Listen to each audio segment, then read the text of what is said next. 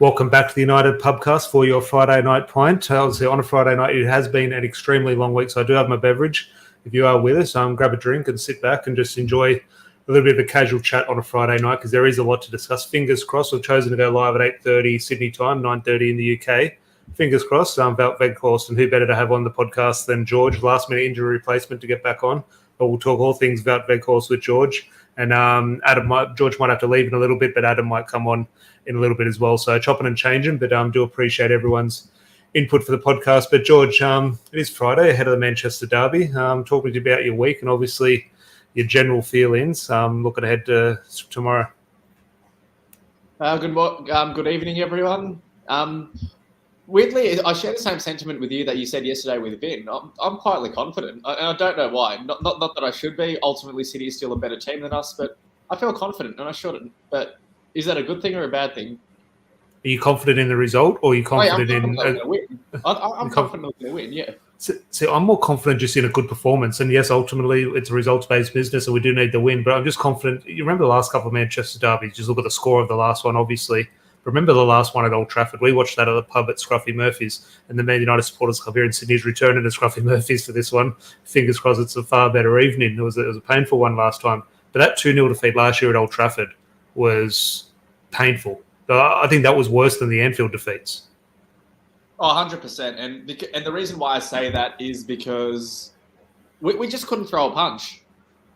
And that's what made it even more frustrating. City did not even try to attack us at all. They didn't even make any subs. It was in the middle of a big fixture pile-up as well, and Pep Guardiola just said, carry on, lads. Yeah, and Pep was complaining about how his team is struggling for strength and depth in numbers, and then all of a sudden he doesn't make a sub. So talk about hypocrisy. Well, we are far better sort of prepared for a Manchester derby down the line, but I'll just say good day. Rob from It's a Football Thing, good to see you. And Ashby, as always, let us know, Ashby, if you're there tomorrow night at Scruffy Murphy's for the Manchester derby. George is going to be back in a couple of minutes, so get any comments in the live chat, and I'll just answer them while we're waiting for George and potentially Adam to come back.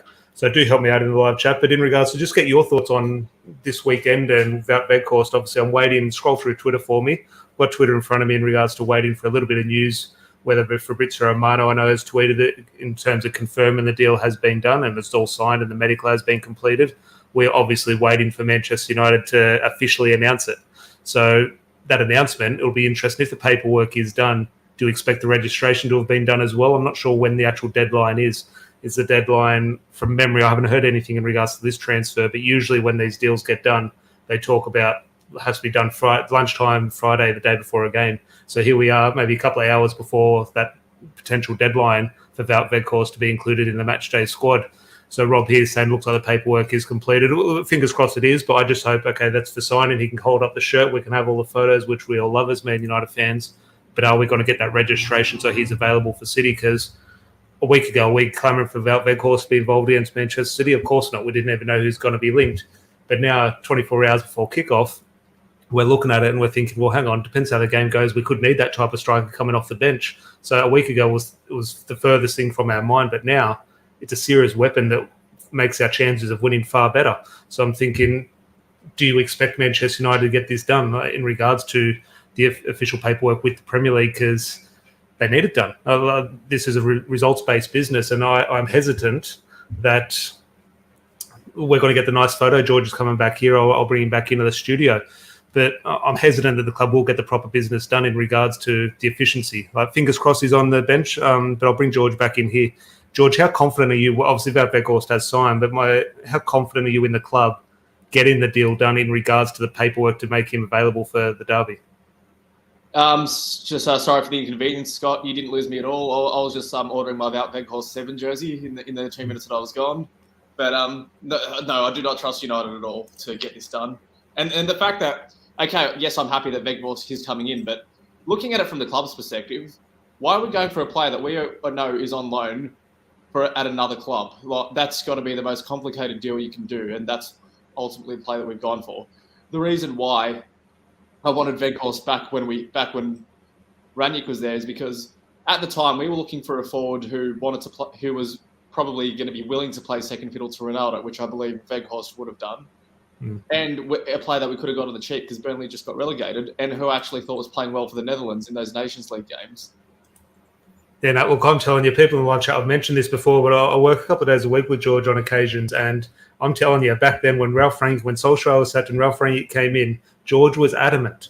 Wout Weghorst, go get him. He's available. He should come to Manchester United, and it's amazing. Who in the world would have been calling Weghorst to Man United? And here it is. I'm sure you're the only person in the world who called that, except for maybe Weghorst's family himself. Can I just say something? Like before he cops shit from half our fan base, he arrived at the Bundesliga in 2018.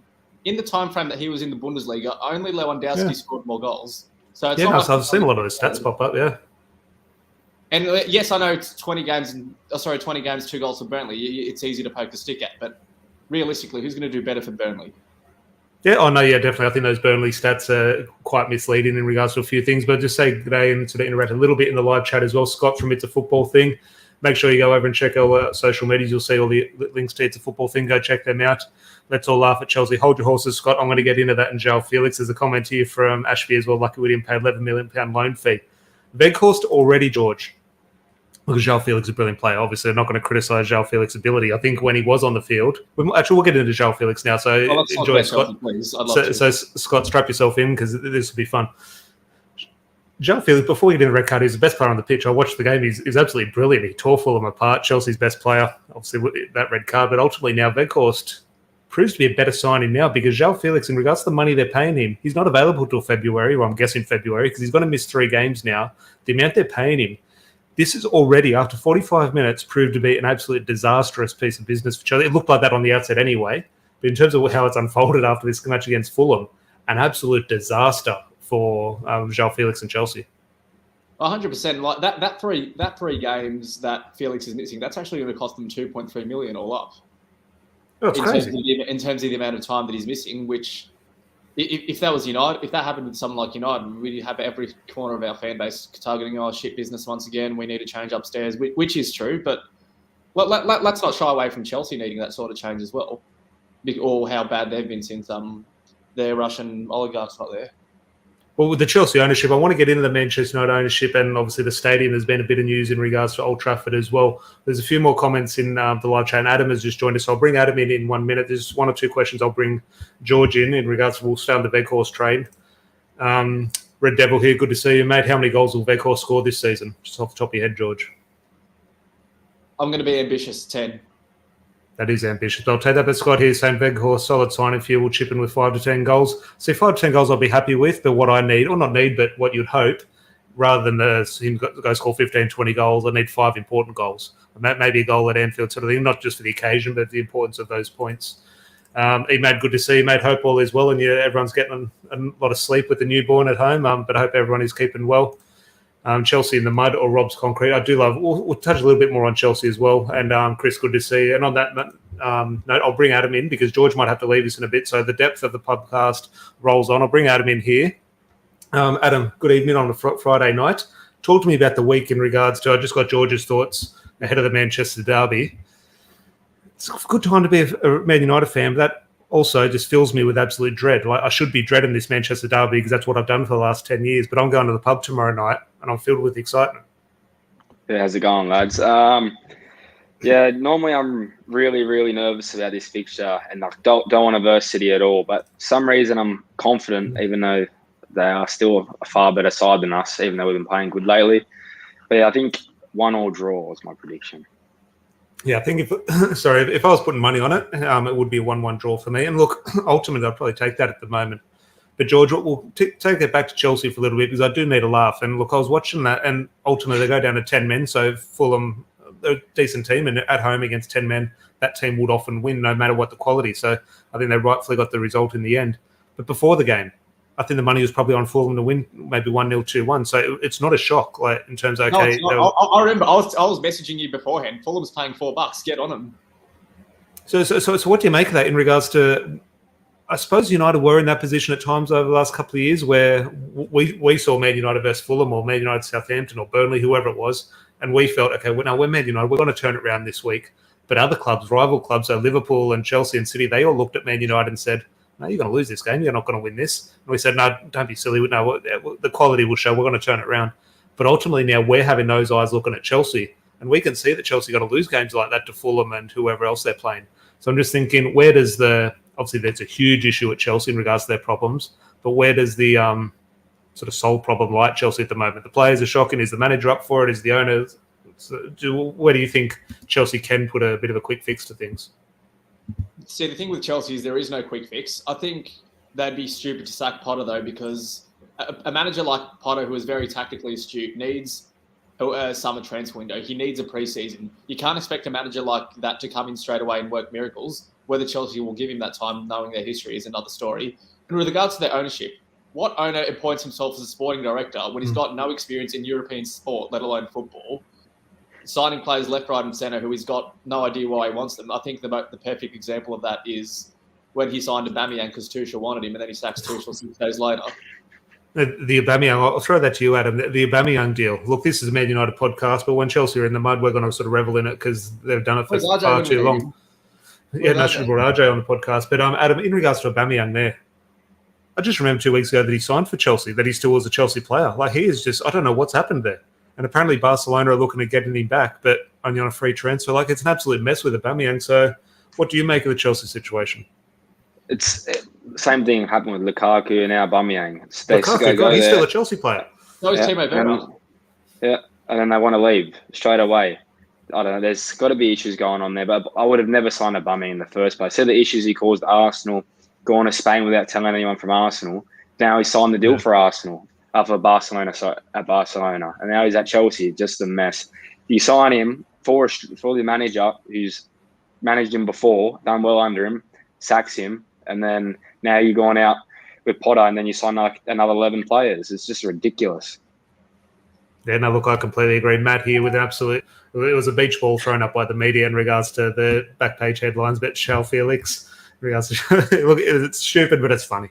It's one of those one that gets you. Red Devil here, and we're going to Wembley for the Carabao Cup. Come on, United. Definitely will. Obviously, that confidence is. I was just at the gym an hour ago, and there's a Nottingham Forest shirt. First Nottingham Forest shirt I've seen in Sydney for a while. So obviously he's very proud. I stayed well clear. I didn't want to mention Dean Henderson because Dean Henderson's obviously not in my good books. But George on here, Emad's point here in regards to Graham Potter. It's too big for Potter end of. Add to that John Wayne running the club. They're finished. But on Graham Potter, is it just, can he do anything to fix this, or is it just a case of even bigger managers have failed at Chelsea? It's just one of those things that sort of maybe right manager, wrong time, or do you think we overhype him as a football community for his work at Brighton? There's no doubt he did wonders at Brighton. He did do very well, but did we kind of overhype that a little bit, or is it just an absolute mess at Chelsea where everyone would fail? Personally, I don't think he is overhyped. I agree it is an absolute mess at Chelsea because even before Brighton, the way that he took Östersunds from the 3rd or 4th division of Sweden to playing... But they're different jobs. Like you can be, but they're great managers in different aspects. Like you could be the world's best manager in a Division 3 team, but you'd absolutely fail at Premier League level. And Pep Guardiola, best manager in the world, would probably fail in the Division 3. Like I'm just saying they're different types of management. Yes, I know it's a different job, but the reason why that job is impossible for pretty much any manager you throw in there is because you could make a list of 5 things that are wrong with Chelsea, or the top 5 things that are wrong with Chelsea, and whoever the manager is, whether it was Ole or Frank Lampard back, they wouldn't even be in that top 5. There are just so many more problems at Chelsea. I think and that was obviously going to start as soon as there was a change of ownership. I guess those problems did exist beforehand when under the Abramovich ownership, but that was always papered over because he was just pouring in money to paper over those cracks. And now that there's no strategy behind that investment, they unfortunately, for them is all coming to the surface. Most notably, for example, Koulibaly. I'm sure there are United fans that wanted to sign him 5 years ago. How much of us actually really watched him week in, week out in the Serie A? I watched it this morning. He was filled. It was like watching an Eric Bailly type thing. He's filled with Eric Bailly sort of thing. Yeah, but it just had that sense around him that something's going to happen here and something bad was going to happen in regards to Chelsea. Ashby here seems to be a cluster at Chelsea currently. Glad some of the off-field light has been taken off us for the time being. Yeah, look, we have been in this position for far too long now. That's why we do have to sort of revel in it and enjoy what is happening at Chelsea, because that is part of a football fan. We've won 8 games in a row. There's going to come a time this season where we go 8 games. There's maybe only a couple of wins. The tide will turn. We do need to enjoy these things when they come round. But Adam, before we move on to the next topic in regards to that, I was having a look at the table in regards to Chelsea. 10 points behind us. We have a game in hand. Fingers crossed we can win that. We can be 13 points above them. They're 10 points above Everton, who are in the relegation zone. So we're a Chelsea. Now, we'll take banter. They're not going to get relegated. But if we start looking at the table, what do they achieve this season? Because you look at the potential sort of implications that every season for every big team. If you don't make the Champions League, it is a huge thing. Like, okay, you can survive one season out of it. You can maybe survive two if you're a big club. If you start going 1, 2, 3, not that they sort of will do that, but you miss one season, it's potentially the platform for a disastrous sort of downward spiral. So where are Chelsea sort of looking at for the rest of the season? Are they looking behind them in regards to not the relegation battle, but a bottom half finish? Or can they still potentially turn this around with the quality they have and maybe get in sort of the Europa/Conference League spots? I think possibly a Conference League spot. I'm not too sure about Europa League now, with obviously us going pretty well this season. Even though Liverpool aren't going too well, but they should keep at least the form they're in. Tottenham, even though I think they are horrible, somehow they get results almost every week. But they got a lot of players injured, which I think is a big problem at the moment. But again, I don't know. They just surprise you every week. It's like us kind of last year. Every week, like you think, oh, we got Bournemouth or someone. Oh, you're going to win that, and then we come out and lose. But I'm not sure. They're a weird one at the moment, Chelsea. I saw Bournemouth in their last 8 games or 10 games. It's their only win. I think there's one draw. I think us is a draw as well. Everything else has been a loss. But Chris here, Buddy Hill Conference League, how the mighty have fallen. Long may it continue. Just a point brought up earlier, just comment from me, mate. This is where I thought it went wrong for Graham Potter. When he came out that first match in a suit, he went from PET to dressing room mastermind at Brighton to a turtleneck fashion label wearing hairstyle in British fashion. A lot in there, but a lot of accuracy. When he came out in that suit and a new haircut, I just thought, look, I understand new day on the job and it's a big club, Chelsea, but it wasn't him. It wasn't Graham Potter. It wasn't the Graham Potter everyone sort of fell in love with. He changed. And look, people do change, and fair play to him. I'm sure he's had a nice sort of influx on his bank account where he could afford a nice suit and a sharp haircut, but that wasn't Graham Potter. I think he's gone away from his sort of true values, and maybe that's needed at Chelsea. Maybe you can't manage Brighton the same way you do Chelsea. I understand that. But as soon as I saw him change like that, I thought, that's not him. And that's where I thought he was destined to fail. And I do like Graham Potter away from Chelsea, so best of luck to him, but fingers crossed it keeps going disastrously at Chelsea. Now, George, you staying with us for a little bit, or you got to head off soon? Yeah, I've still got another 5. Okay, beautiful. Because I want to move on and everyone's thoughts, get this in the live chat. Old Trafford, if anything is breaking in regards to WEGHORST, especially as we close in 10 minutes to the turn of the hour, maybe something breaks then on Man United Twitter. So do keep me informed with what is happening on social media. But in regards to a story that broke yesterday, Adam, Old Trafford. Now, this is all up in the air. Who knows what the new owners are going to come in and do? Who knows who the new owners are? And who knows what the plans are? But there was a story coming out in regards to Old Trafford. There have been proposed 2 things. One is in regards to a redevelopment of Old Trafford, and one is a new stadium. Now, obviously, the new stadium is going to cost a couple of £1 billion. I think even the redevelopment is up around £1 billion as well. Now, we don't know how these things are going to eventuate, but just as a fan, we sit here on the other side of the world. What are your current thoughts in regards to Old Trafford? Because there's no doubt it needs addressing. It's almost when the new owners come in, we're going to look at new signings. Okay, keep the manager. Okay, sell this player, sign this player, build a new training ground. Ideally, they're the things, selfish things as fans we want to see because we want to see results. But ultimately, as a football club, Old Trafford is the football club's home. And that needs addressing first. It is a huge job. In my opinion, is pretty much priority number 1. So that needs addressing. As a fan, addressing sort of how so? Does it need a redevelopment, or are you on the bandwagon of potentially a new stadium? Well, I've never been to Old Trafford, but the one day when I do go, I want it to be the original Old Trafford. It's got the stadium with all the history, all the legends who have played, and all the trophies that's been won at that stadium, not just a stadium that's been knocked down and rebuilt. I think refurbished would probably be better. I think you still keep the history. But again, I don't know if either of you know, when a club is bought, does the debt get paid off as well? Is it forced to be paid off or no? That'll be dependent on the contract negotiations. That'll come down to the negotiations of who buys it, how they buy it, and that's obviously for the lawyers. You would think in terms of the people buying the club, in regards to the handful of people in the world that could do this. Now, this is speaking from no experience, but the handful of people that could buy this club, I'm assuming they're going to come in and part of the purchase fee would be that debt. In terms of the Glazers want that sort of taken off them, but who knows? I'm sure the information will come out in due course. But George, in regards to that, Chris here says rebuild. Look, I'm along the lines of Adam. I don't want to see Old Trafford knocked down and refurbish it. But if that's going to cost £1 billion and it's $2 billion to build a new stadium, I'm just thinking other clubs have built new stadiums and gone on to be successful, sort of thing. I just think I agree, Adam, 100%. I don't want to see Old Trafford knocked down. Keep it as is. Give it a coat of paint. Refurbish it 100%. But Chris here is saying rebuild it, and I'm starting to come across to the idea, George. Look, I don't like it, but I'm starting to come across. I probably don't hate it as much as I would have thought 10 years ago. The idea of that happening, I thought, no, absolutely not. That's the worst thing that could happen. But now I'm coming around to the idea of, look, Man United would have played somewhere before Old Trafford. Okay, we've moved from that ground to Old Trafford, sort of thing. So as Newton Heath, sort of thing. So I'm just thinking, I don't like the idea, but I'm starting to come around to the idea potentially. So just your current thoughts. Look, I hate to say it, but I actually think rebuilding is the way forward.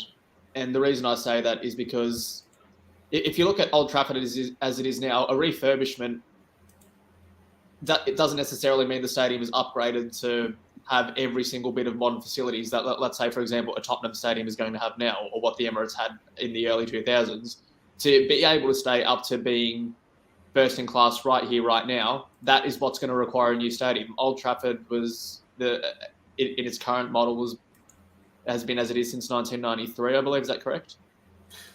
That's when they built above the Stretford end. The only improvement since 2005, 2006, since the Glazers came in. Now, this was sort of penciled in before the Glazers arrived, but the only thing this century was the quadrants have been put in those top corners. You can sort of see up there, the two top corners in the back have been put in. So there's been absolutely nothing done in the last 20 years or since the Glazers have come in. And with regards to history, let's look at Newcastle, for example. For as long as they were called Sports Direct or officially were Sports Direct Stadium, what did everyone know their ground as? It was still St James's Park. For us, even though a redevelopment of the stadium these days is probably going to mean officially it won't be called Old Trafford anymore, and there's going to be some sort of sponsor attached to that naming, right? It is always going to be Old Trafford in everyone's minds. Does it really matter whether it is officially or not? Yeah, no, look, shirt numbers. Do shirt numbers matter? No, that they do. For us, it's one of these things that they don't, but they do. It's a football thing. It's one of those ones that Ashby here is saying, apparently the club own the land surrounding Old Trafford. I personally would like to refurbish the stadium and update it slightly, but to knock it down wouldn't sit well with a lot of United fans. And look, it's such a tricky one. Adam, in regards to which I agree there, Ashby.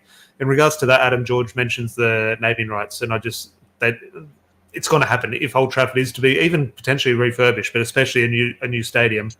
You can't do it in the modern era without naming rights. It will be the case. I'm just thinking, is that something you as a fan are just going to accept? It is what it is. It's 2023. We have to roll with the times. And if we want the Kylian Mbappe coming in, we're going to need the stadium named something. Or are you, at its core, thinking, no, this is something that shouldn't be taken away from Man United? When you think of the history of Man United, you think of Old Trafford. But again, you need investors when you're building a £2 billion stadium. So that it obviously has to be some sort of brand name with it. Again, it just doesn't sound right when you say, I don't know, what could it be called? Look, George is right in regards to that. I still, actually, the Emirates, I'll probably come around to George to saying the Emirates is the Emirates. The Emirates is the Emirates, but that wasn't built on the same spot as Highbury. But when they moved into the Emirates, I called it Highbury for 4 or 5 years. Now it's come around because it's been maybe over time because it has been so long. But it is an interesting one. But Ashby here, Carrington needs updating as well, probably potentially even more important than Old Trafford, just in regards to performances and getting the best out of players. That's where they get their work done. More importantly, I reckon, is the women's team's facilities because of the shit that you hear coming out of that. I think 100 that falls under the Carrington discussion, no doubt. Matt here, what about the new chefs? Yeah, Ronaldo wasn't happy with the new chefs. I felt hard done by with Ronaldo in regards to that interview, not to bring that Piers Morgan interview, but when he mentioned those chefs, it was sort of reported as him having to go at the chefs. He follows up saying, no, I like the chefs. They're really good. I was just surprised that they're still here. Look, I do love them, but I was surprised that was going to happen. Chris here saying, look at Spurs Stadium. It's world-class. I love Old Trafford, but it's aging. I think in regards to my ideal situation there, and I think, George, you might have to head off. So I'll give you, George, the last word there. In regards to, do you see a situation where they potentially build a new stadium on the site, like knock Old Trafford down, but sort of build a new stadium as Old Trafford, but it's a completely new design? Or do you think that's not really a possibility? I think it is a possibility. I think it's actually the greatest possibility, especially knowing that the club owns land around Old Trafford, and therefore you don't actually need to purchase extra land. So that's why I think it's the most likely option. And if we're going to have to play away from Old Trafford for a short amount of time anyway, I think that is the most likely option. Just also because, like what I said earlier, that you already have that land, you can build on it, and ultimately that's where it's likely to still be known as Old Trafford because of its location. It's not like it's at Highbury where it was a separate venue to where the new Emirates was. But anyway, thanks for that. Really appreciated joining both of you, Tom and Adam, and I'll definitely catch up with the rest of the show once I'm back. No, pleasure, mate. You have a good day over in Greece. Obviously living the high life over in Greece. So Adam and here are stuck in Sydney, so go enjoy yourself, George. Adam, we'll sort of steer it back to in regards to football in Manchester United. Obviously, we're 3 minutes away from 9 o'clock here in Sydney. It's 10 o'clock in the UK. Maybe something breaks around about WEGHORST, so do keep me updated with what's happening on Twitter. Please do leave a like on the video. That'd be very much appreciated. We'll steer it back to Manchester Derby, Adam. Manchester City, are they... We had this discussion of how long with Ronaldo and Manchester United. Ronaldo offers the goals. That's what wins the games, but are we a better team without Ronaldo? Erling Haaland, look what he's doing. You could argue best player in the world. He's an absolute freak. Everyone's sort of in awe every week about the goals he's scoring. You talk to a Manchester City fan, they're a couple of points behind Arsenal, and they're actually having an honest discussion saying, look, we're actually a better team without Erling Haaland in terms of the way we played last season. Yes, he's scoring goals, but it's at the detriment to other players. So your current thoughts on regards to putting all the Erling Haaland goals and the hype to the side, how do you view Manchester City as a team this year? They're definitely not as good. They changed their whole system up to suit Haaland. That when they had, I know Sterling and Gabriel Jesus, they're not as good as Haaland, but they obviously don't score as many goals as Haaland, but they just suit that high style pressing more than Haaland does because they got more in their all-round game. You can see with Gabriel Jesus for Arsenal, he looks a lot better than what he did for City, but he's got that high energy, the high press, the movement off the ball, his passing ability, the way he defends, even from up top. But I honestly think they're not as good with Haaland, even though he's adding that. He's got 21 league goals already. A discussion I want to get in, and everyone in the chat, give me your thoughts in regards to this. You look at, in my opinion, and I love Erik ten Hag 100%. In my opinion, if you say who's the best manager in the world, for me, over the last 10 years, it's Pep Guardiola, and it's still Pep Guardiola. I know he's not everyone's cup of tea. Obviously, different people, different fans prefer different things. That's obviously all valid. In my opinion, Pep Guardiola is the best manager. Who I think their biggest weakness in regards to this derby, Adam, I think Pep Guardiola is their biggest weakness because sometimes he can get in his head with one or two things change. Now, he would have seen Manchester United over the last 10 years or 6 years, however long he's been here. He would have seen Man United deep down. He would have put on a professional face in the press conferences and said, oh, no, they're a good team, great club, they're a tough test. He would have laughed at Manchester United and said, they're nothing. He would have looked at the test we provided them and done nothing. He wouldn't have even prepared them at training properly and said, okay, carry on. He would have done like Sir Alex and lads at Tottenham. Pep Guardiola would have been going, lads, it's United. So I'm just looking at that.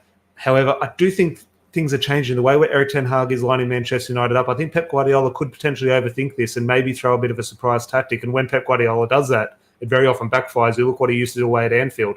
I'm just thinking, do you potentially go along that train of thought, or do you think that Pep Guardiola sort of will be well prepared? I think this game around he is well prepared, unlike last season. Like that 2-0 at Old Trafford was horrific. I honestly couldn't believe how bad that game that was. It was like they were just training on our pitch. Just looked so easy for them. Even the 6-3 this season. The first half we were horrible. Second half I don't think we were too bad. But I think, I don't know. I don't know if he play mind. He seems like he's saying some mind games this week. He said he's got a big plan coming or something. So who knows? Do you think those mind games is potentially what I'm alluding to off the back that he's seen something different from Man United? He knows there's a potential threat there. Would he have played mind games with Ralph Rangnick or Ole Gunnar Solskjaer? Probably not. But I think he does see something. Obviously, he has a relationship with Erik ten Hag. So do you think that is potentially, I don't want to say fearful, but a little bit fearful of Erik ten Hag and United? Yeah, I definitely think he'd be coming into this game a little bit nervous, not as confident as over the last 6 or 7 years, however long he's been in the Premier League for now. I think it's going to be a close game. Very good game, I think, actually. But we'll see. Hopefully he doesn't play Rodri. They're a very completely different side without Rodri. Yeah, he's a good player. Look, when you love a midfielder, Rodri and Casemiro together. Daniel here saying, good to see you, mate. Welcome to Manchester United. Just checked Twitter. I thought when you put that was potentially something about WEGHORST related, but I just scrolled through Twitter. I haven't seen anything breaking. But as said, I need everyone to help me out with social media. If WEGHORST does break, do let us know. But in regards, I was talking with George earlier at the start of the podcast, Adam, before he jumped on in regards to Manchester United getting the sort of job done in regards to the paperwork and WEGHORST's registration. Now, these things, sometimes the logistics, sometimes you can't help the protocol in place, and sometimes these things do take time, whether it be visas, paperwork, sometimes they're out of your control.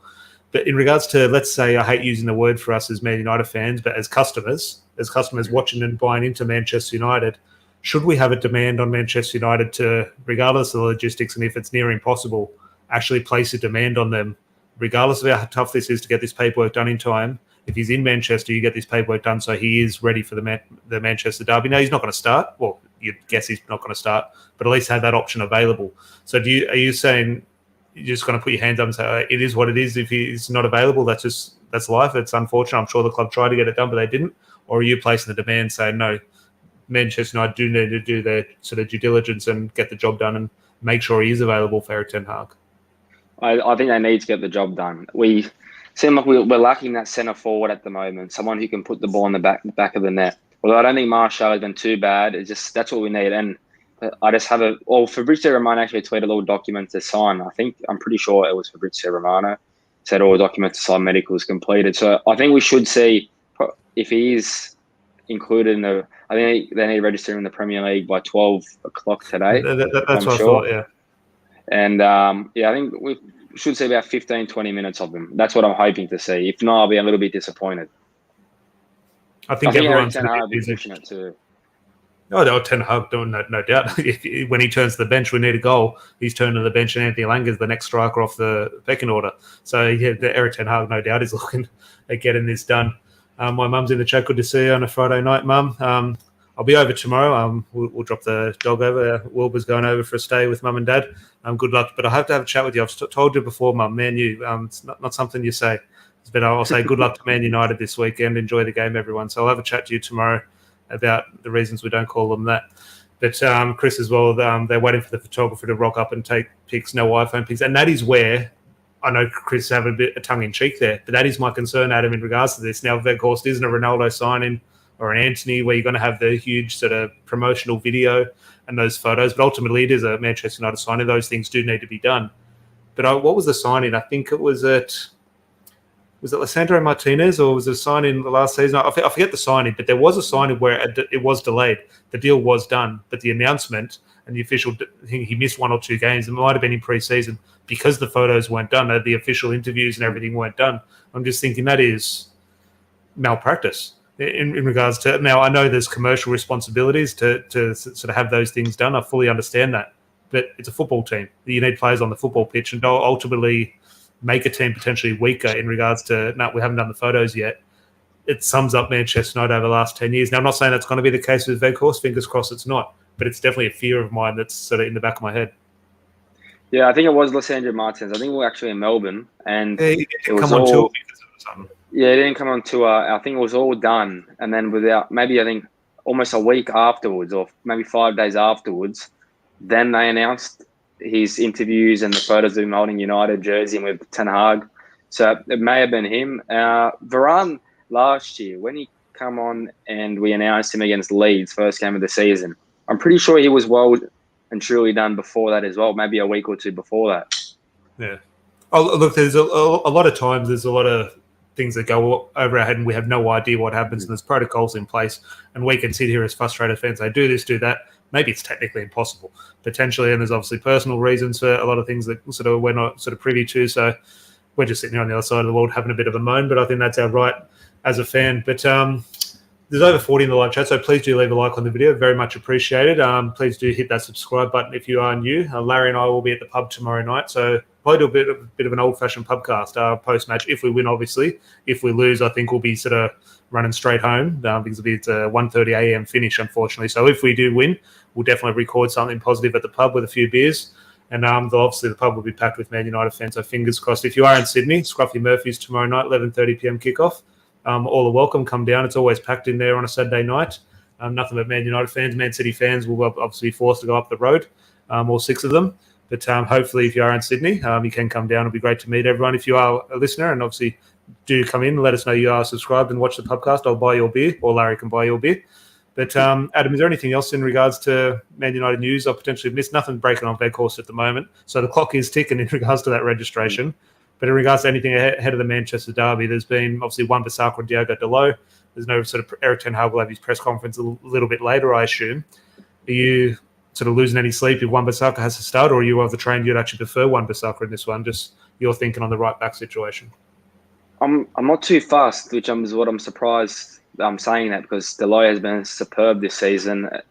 But and then Wan-Bissaka didn't play for so long. But since he's come in, I think he's been pretty solid, to be fair to him. Obviously, going forward is not his best attribute, but defensively is very good. So I honestly don't think it'd be a bad idea playing him tomorrow night.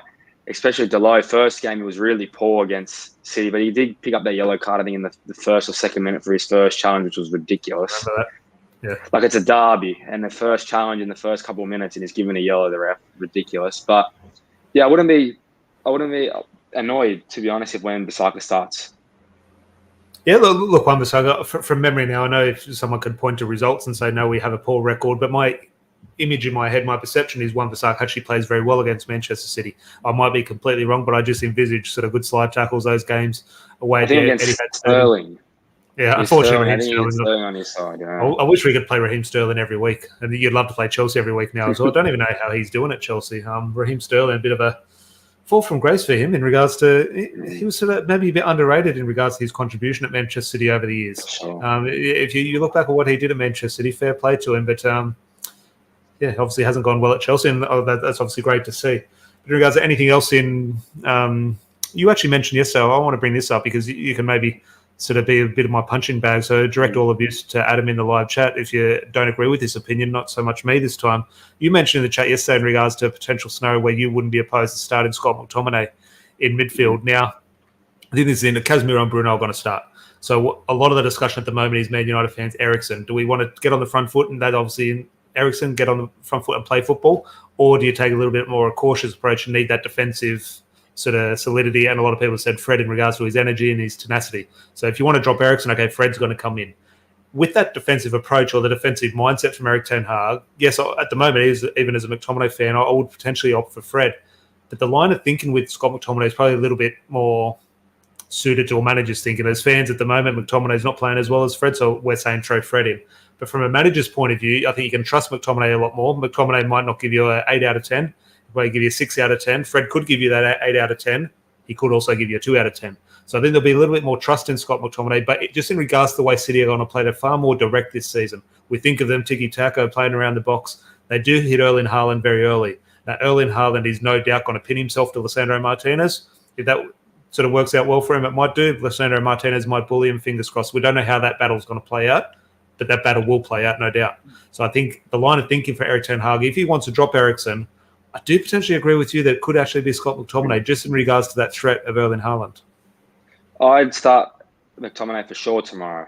I think it's just that's crazy from you, because we've had many. And look, I love it, but we've had many discussions about Scott McTominay, and here we are, biggest game of the season, and someone who you've sort of rightfully been very, very critical of. You're thrown straight in the deep end. So talk to me. For sure. He's got obviously that height. I think that height against Haaland, he can help Martinez a bit. I know obviously he's a midfielder and then Haaland's a striker. But again, I wouldn't start Fred. Fred brings the energy, but it's kind of like when he defends, he runs down like a headless chook. It's just everywhere. And you know how fast Man City play. So I'd definitely start McTominay. I'd drop Eriksen. Maybe even not drop Eriksen. Play Bruno off the. Play Bruno off the right with Eriksen, McTominay, Casemiro just sitting behind. But because Anthony's not in great form, but I think he's actually not doing too bad considering all the hate he's getting, which I find ridiculous at the moment. A 22-year-old who's just joined the league. But yeah, I think that's the way we need to go tomorrow. Start McTominay. Bruno Fernandes on the right is a shout. I've heard a few people say, and I don't like it, but Eric Ten Hag goes to it a fair bit, and you can understand it. And Bruno Fernandes is somewhat, regardless of the performances, is quite productive on the right in regards to creating chances. So it's a definite situation. I think Anthony's energy defensively will keep him on the right-hand side. But it's definitely a shout. I wouldn't be sort of shocked an hour before kickoff if I do see that from Eric Ten Hag. I think in regards to you're right, in regards to Lisandro Martinez and McTominay and that battle with Haaland, McTominay won't really be too close to Erling Haaland because of different positions. But ultimately what I think, if I'm Eric Ten Hag, that line of thinking to prevent that, It's not so much sort of winning headers against Erling Haaland and come and do Alessandro Martinez's job, but it's just in regards to providing a bit of a screen, a threat. If let's say who's right back for Manchester City, Kyle Walker or Cancelo on the left, if they say Erling Haaland, let's say Scott McTominay 10 yards in front, they think, oh no, you might cut that and choose a different pass. Now, Manchester City might actually be beneficial playing that way, obviously, but in regards to, I think Scott McTominay prevents that direct ball to Erling Haaland on occasion, so it will be interesting. I don't think that'll be the case. I think he will go Casemiro, Eriksen, Bruno, and Antony on the right, but there could be a spanner, and look, we'll obviously know that now before kickoff. Ashby here, there is a case for all three players to start alongside Casemiro. Scott will run through a brick wall for the cause. Eriksen is class, and Fred is all energy. Be interesting come 1 hour before kickoff, no doubt. I'll share a beer with you, Ashby, as the team news breaks, because no doubt whatever happens, Adam, it's going to cause discussion and people will moan about it regardless. Mm-hmm. For sure, no matter what, you can never keep fans happy.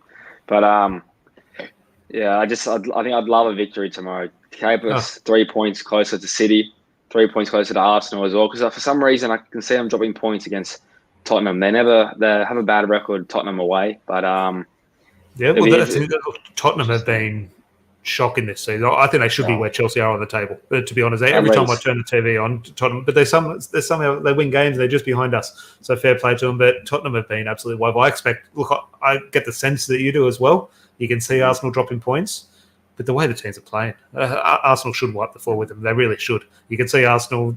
Probably the way the betting man would say Arsenal will be 2-0 up at half-time. Tottenham will come back and it'll be a 2-2 draw.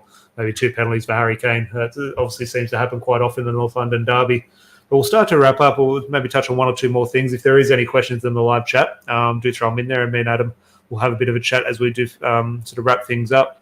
But in regards to that, anything else Manchester derby related? Anthony Martial starts up front regardless of the WEGHORST situation?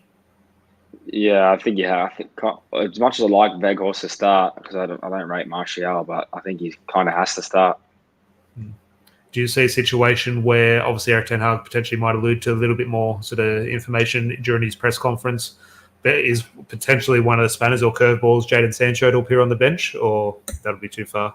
I think it's too big of a game to bring him back to that. I think maybe I thought we would have seen him against Charlton on Wednesday, but never. It's quite weird how long he's been away for. What's it been now? It was probably a month before the World Cup. He didn't play, hasn't played. Yeah, it's kind of strange. But if he needs time, it seems like him and Ten Hag are working well together with it. But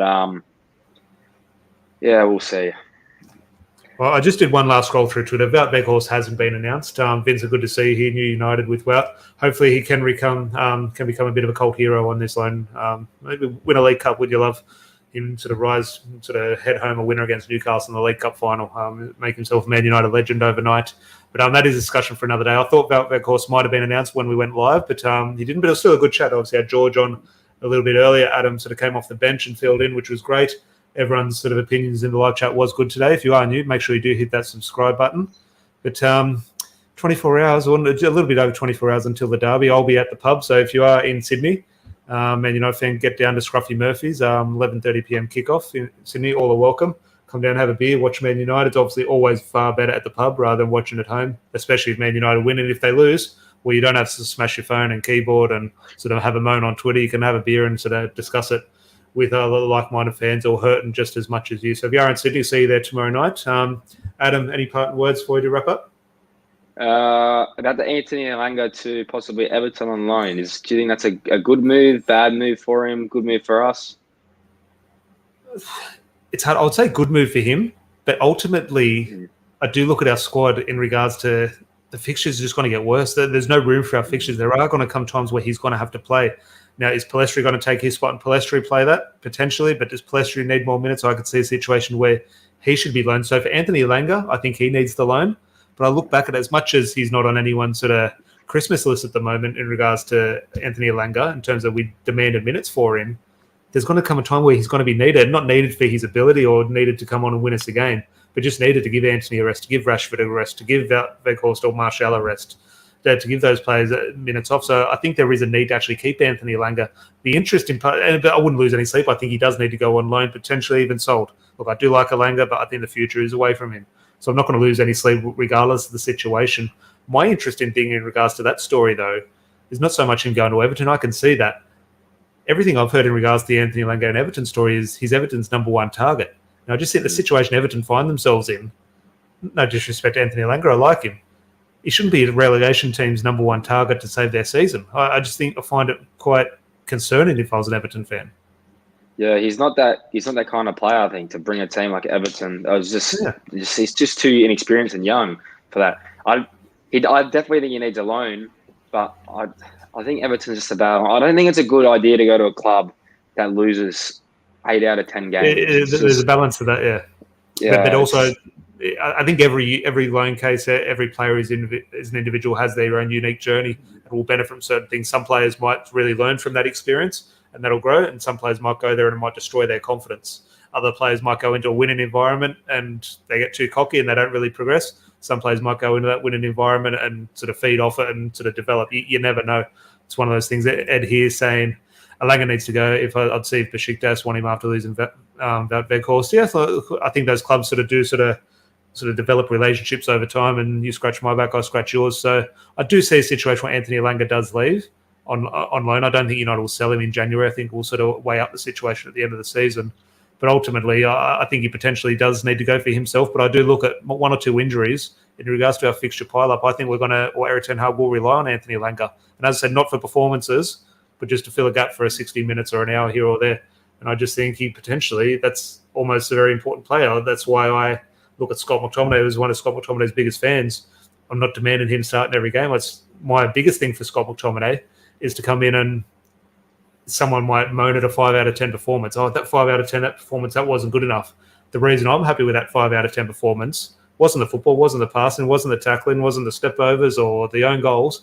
Is that 5 out of 10 gave Casemiro the night off, gave Eriksen the night off. That's what I see in the value of a squad play like that. And we're going to need that from Anthony Elanga. So fingers crossed he does get his move in regards to his personal development. I think Erik ten Hag will be selfish, and rightfully so. And I think if I'm a betting man, Erik ten Hag keeps a hold of him, because there's no doubt we're not going to be bringing any other wide players in. WEGHORST, I think, will be our only January addition. A good addition, but we definitely do need more. So I don't think we're in a position where we should be shipping out players. Well, I think with Sancho coming back soon. Sancho is there. Soon. I think we may have enough wide players to loan Elanga out. We have Garnacho, Rashford, Sancho, Anthony. Palestri looked pretty good the other day as well. That's what, 5. Am I missing anyone? I don't think so. But still 5. That's even you can throw Martial out there in terms of because so it is interesting. Now, when you do list the players, it does sound a lot more than just what I had envisaged. Obviously, 2 at a time, in terms of say that might sort of weigh into it. But yeah, it's interesting. Look, time will tell if anything does break on Anthony Elanga. I'm sure we will do a video on it. So make sure you stay tuned for those. Waka here, good to see you, mate. There's a lot of games we need every player. So I wouldn't disagree with that. That's where I think Erik ten Hag would be potentially thinking along those lines, regardless of what anyone thinks of him or any player. Donny van de Beek would have been an interesting one. Obviously, he's going to stay now with the injury. If he was fit, I think a lot of people have been saying sell him or loan him out. You just look at whatever your thoughts on him. We've got to need bodies. And because not only the fixture pile up, Adam, but we're loving life at the moment. 8 wins in a row, whatever it is. We're winning games. We're playing good football. Face it, there's going to come a time where we're going to go on a losing streak. We're going to lose a couple of games. We're not going to win games, and shit's going to hit the fan and sell this player, sell that player. We're not good enough. Disaster. That's going to happen. We're going to have to prepare ourselves. It's things are riding nice and smoothly at the moment.